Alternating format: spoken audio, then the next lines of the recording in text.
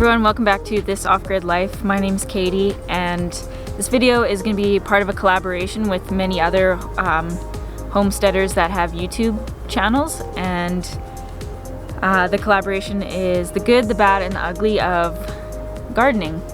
So first of all, I wanted to thank the Millennial Homesteaders for nominating us to join in with this collaboration.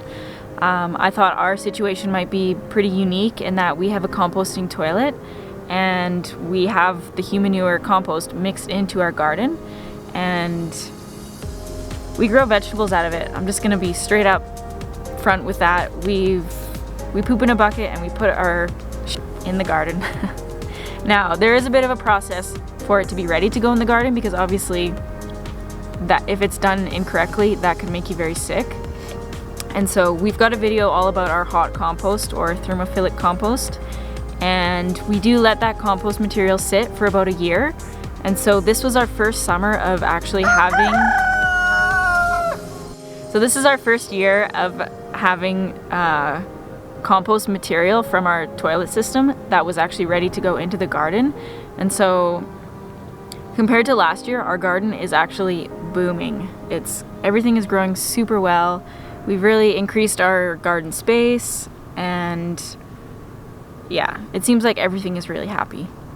So I thought to begin with, I would go over some of the things that haven't been working out in our garden, and to be honest, there's not that much. Like, compared to last year, our garden is 10 times better. So I think really the worst thing was that the peas didn't grow. And I don't know why. They just didn't grow. Gardening, I don't have a lot of experience in it, and I kind of just throw things in the ground and just water it. So I think the worst thing that actually happened to our garden this year is we had ground squirrels moving in, and so they were just eating all of our little plant starts. Our property is pretty sloped, and so one section next to the garden is the prime habitat for the ground squirrels. They were just living right next to the garden and they were helping themselves. And what we ended up doing was getting some smoke traps, covered up their holes, put in these little smoke bomb things, and that was that. I did notice some of the holes were opened up again after we did that, so I don't know if something else moved in or it didn't die, but either way, it hasn't been coming back. I was also reading online that you can get those like spinny whirligig things. I don't know what they're called. So I got a couple of those, and it seems to be possibly helping with that.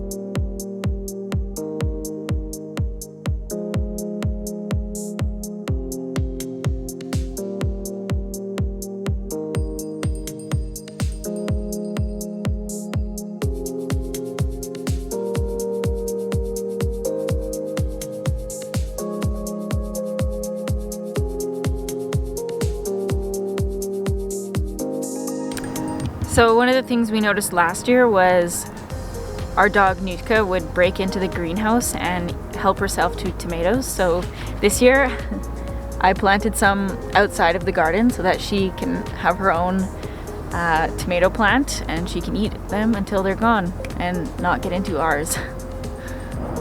As I mentioned, we have a composting toilet system, and so this is the compost pile that is currently active, I guess you could say. We're still filling it up and it's not quite ready to get closed off and let sit for a while. This pile here is a bit of compost that is older. We've already finished off. We're no longer adding anything to it, and we're just letting it compost and break down. We actually have a ton of volunteer tomatoes that came out of the compost.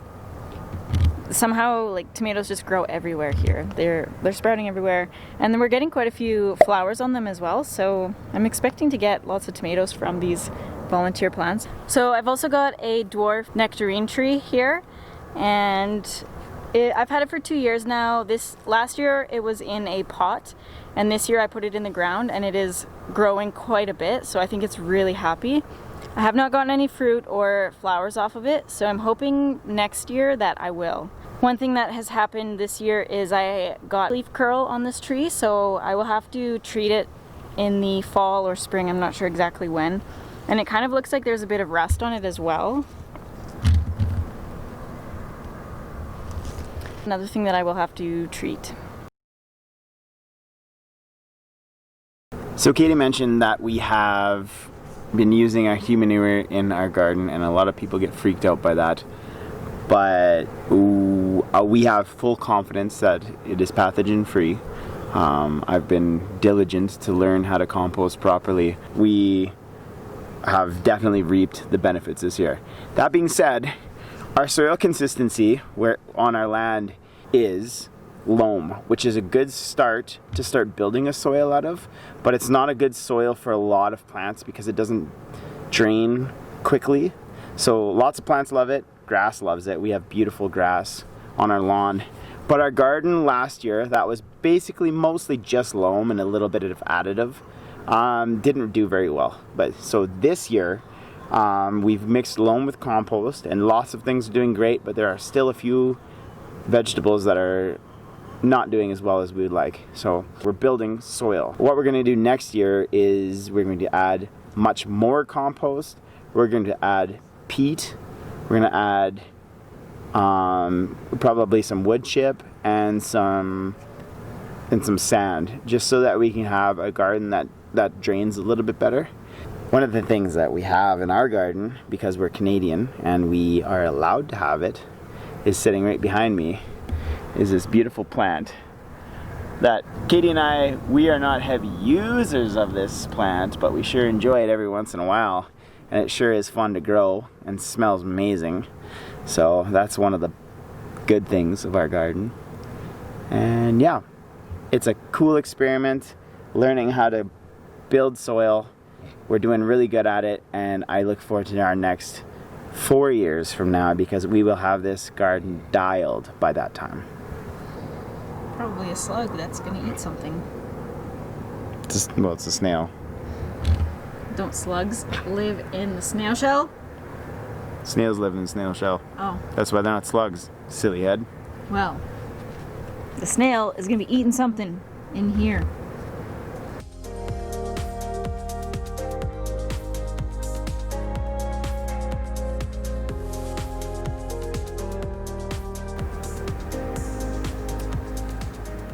Cheese. So one thing we've noticed with our garden this year is there's not really any bugs. Like, there's no aphids on the kale, there's a couple little ants around, but there's nothing really causing any problems in the garden. A few moths, but yeah, like very little. Nothing has been destroyed by moths, not even close.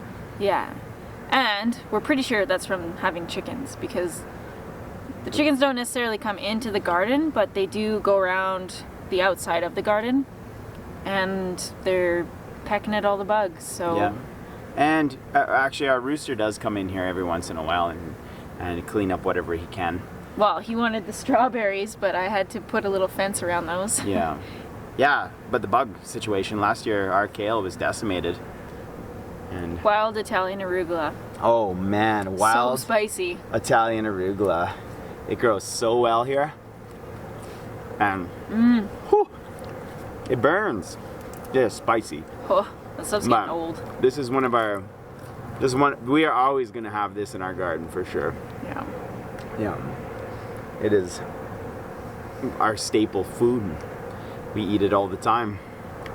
No longer do we eat salads made out of boring leaf greens like just romaine? Romaine, or well, which is still okay, but it doesn't have any flavor. We have What are you talking about? We have sorrel. It's almost like a citrus flavor to our salads that we pick. I love this stuff. So Katie, the good, the bad, and ugly. What's good about our garden? We've got everything. Everything's doing well. Most everything's doing well. We have basically a giant salad bowl, which I love, because I love salad. I love having 10 different things in my salad from all over the world. We have got Asian greens. We've got anyway.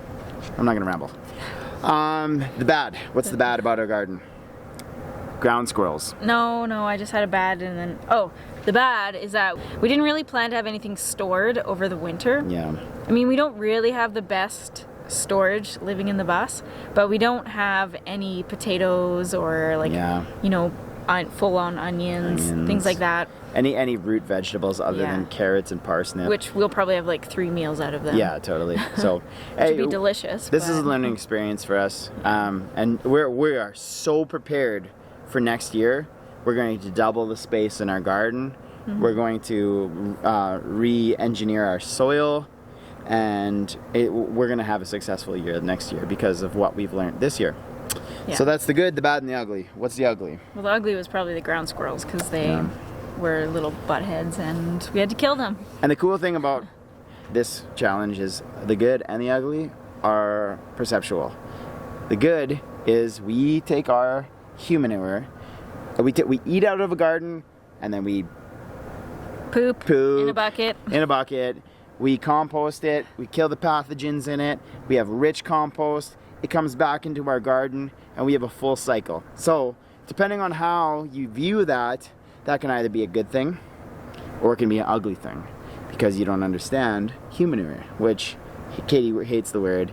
I don't really mind it, but it doesn't gross me out at all. Yeah. So, that is the good, the bad, and the ugly. Ground squirrels and Humanure.